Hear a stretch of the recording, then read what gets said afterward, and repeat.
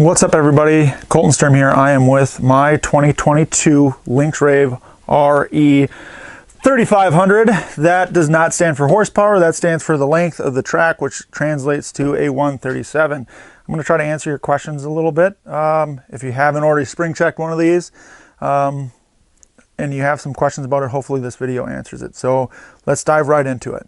All right, so first things first, biggest thing about this sled is the PPS3 rear skid, fully independent, two absolute cannons of shocks in here. They're big and they work. It's super cool to feel this thing working underneath you. You definitely feel that it is independent. Transfers weight amazingly, has a nice smooth attack angle so it gets up on top of the snow fast, puts the power to the ground fast as well. You can build all this horsepower all you want, but if you can't put it to the snow, it's pretty much useless, right? This comes with a 137-inch 3500 Ice Ripper 1.5-inch track. Love this track. It's a happy medium between no studs and a fully studded track. You can still, break it loose, but you have your traction. Few things that were pretty new to me about this skid is obviously it's independent, so you feel it working differently underneath you, but also setting up your sled for the sag. We have to measure sag on this thing. It's super easy to do, but it's like a dirt bike, right? You have to measure sag on your dirt bike. That's the same thing as this. And it shows. It works a lot different than everything else. You really have to ride one to feel it, and you will love it. If you are an aggressive rider, this is the rear skid you need. Well, what good is having a rear skid if you don't have a good front end? They have to work together, right? Comes with the Blade X Plus skis, pretty aggressive ski, also pretty wide. This ski I fell in love with, actually. When I first rode the sled and it has a lot of ski lift, first thought was, well, it's not gonna turn. It's gonna have a lot of ski push. It doesn't have a lot of ski push. In fact, this, in my opinion, is the sharpest turning sled on the market. I was at Snowshoot, so I rode all the other machines, all the other 2022 machines from the other factories, and this thing is definitely a lot different, but it turns. It turns now, which is a big thing. And with these KYB shocks up front, it handles amazing. This thing will literally take everything you throw at it, and then some. And the more you give it, the more it's going to give you. So it's a huge plus. Front end works great with the rear end. All right, another really big thing about this sled is this cockpit is amazing. I fell in love with it right away.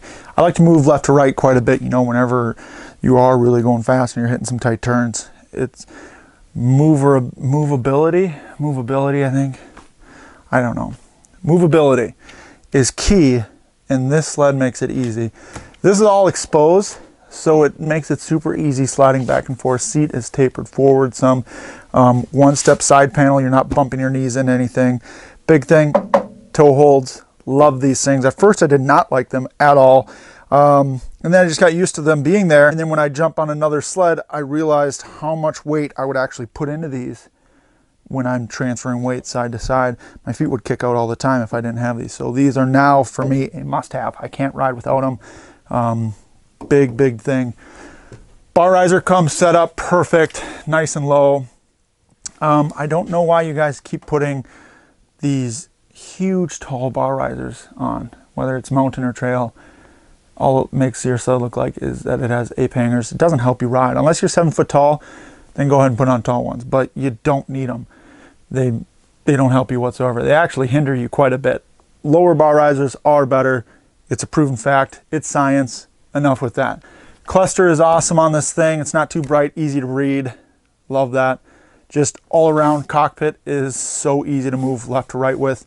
You're not really bumping into anything, and nothing's really holding you up. So huge plus on that. It can handle your everyday today trails, your groom trails just fine. Any sled can handle that. What this thing is built for are those rough trails.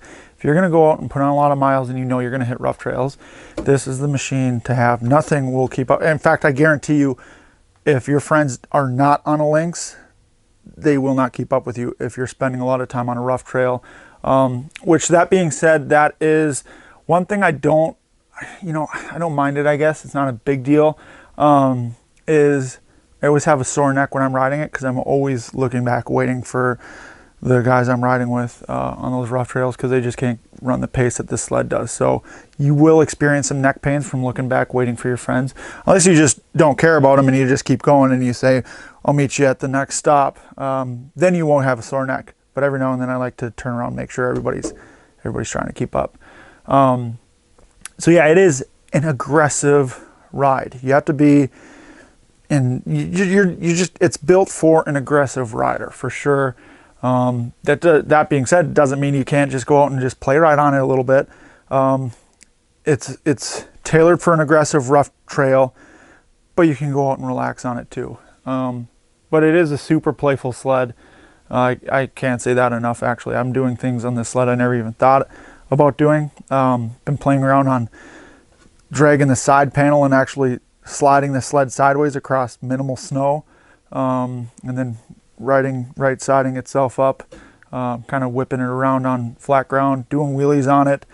You can stand this thing on its end and flick it around pretty easily, easier than most. It almost feels a lot smaller than it is when you are doing these wheelies and these little maneuvers where you're kind of kicking the sled around and flicking it around. It feels a lot smaller than it is, which is a sweet feeling. You're not feeling like you're on a big cumbersome machine. It's super small and playful, it feels like.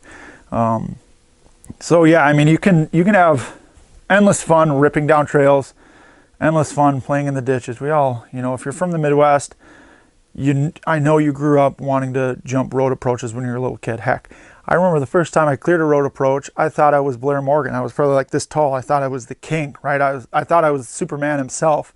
And I still love it. I still love jumping road approaches, even though they're not big. They're still fun. But with this sled, if you want to, you can overjump a road approach 40 feet. I've done it, and it takes it effortlessly. Uses all the suspension. You don't feel a jar in your wrist or with your feet. I love rough trails now. I can't get enough of them. Rougher the better. Bigger moguls the better, because then I can start doubling and tripling through them and wheeling through them. I mean, you can also wheelie through these moguls without it trying to slap your skis down, which I've never felt that before, and I love doing it now. I'm constantly doing wheelies on those rough trails and just track tapping 5, 6, 7 rollers at a time easily, and it never once tries to fight you down. That's another really big thing I noticed too, is with that ski lift, if I'm going down a slight incline or a slight hill, and I want to, like if you're on a dirt bike, you want to lift your front wheel up and set it into the next roller, do a little mini wheelie going downhill, you can actually do that on this sled.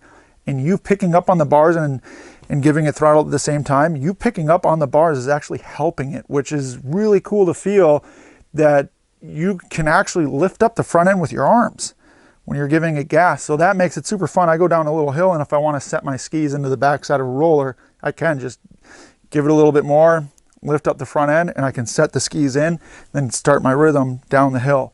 That is really cool to feel that you can lift up the skis just with your hands, basically, and your throttle like a dirt bike. It's actually a lot like a dirt bike. Yeah, it's playful. It is beyond playful, really. The rear skid, front end work so good together. I can't say enough good things about this sled. It's a game changer for sure. There's no doubt about that. So get out there, spring check one, get to your dealer, check one out, because the second you see it, you actually understand a lot better. And then if you do get a chance to ride one, I highly suggest it, because you will feel the difference. I guarantee you it. So yeah, thanks for watching, guys. That is the Lynx Rave RE 2022 in a nutshell. Hopefully you guys enjoyed it. Hopefully I answered all your questions. And yeah, let's hope for more snow.